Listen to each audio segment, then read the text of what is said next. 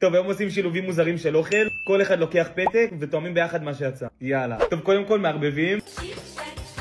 טוב, יאללה. יצא לי טוב. אוי, לא. מה? יצא לי שום. יצא לי שוקולד. דווקא לי שום מעניין. מה מעניין? שום ושוקולד. הבאתי שום. מה אתה עושה? מזלף את זה שיראה מגרה. פלוץ בצלחת. יאללה, תואמים. עמית, אין שום מצב ואני אוכל את זה. שום מצב, הבנת? די כבר עם זה.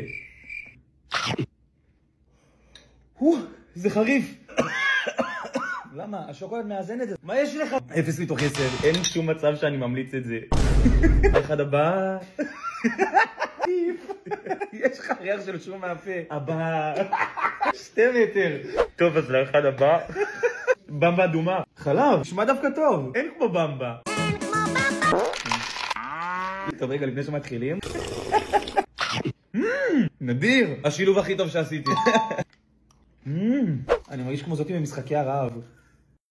חרדל. תפוח. טוב, הבאתי תפוחים. אתה יודע, חשבתי על זה. אני ואתה זה כמו תפוח וחרדל, מתוק ומר. זה נראה כמו טעות, יאללה, תואמים.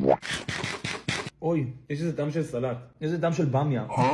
לא יודע למה זה קצת ממכר. כן, באתי להגיד. או שאני רעב או שהכל ממש טעים. נראה לי מצאתי מתכון חדש לראש השנה. בננה. אוי, פרמזן. מה אתה עושה? אתה עושה בלגן. זה כמו הוא. ככה זה נראה? כמו מה זה מריח? כמו בננה ופרמזן, מה זה יכול להריח? לא, לא, לא, לא, לא, לא, לא, לא, לא, לא. אני חייב לטשטש את הטעם.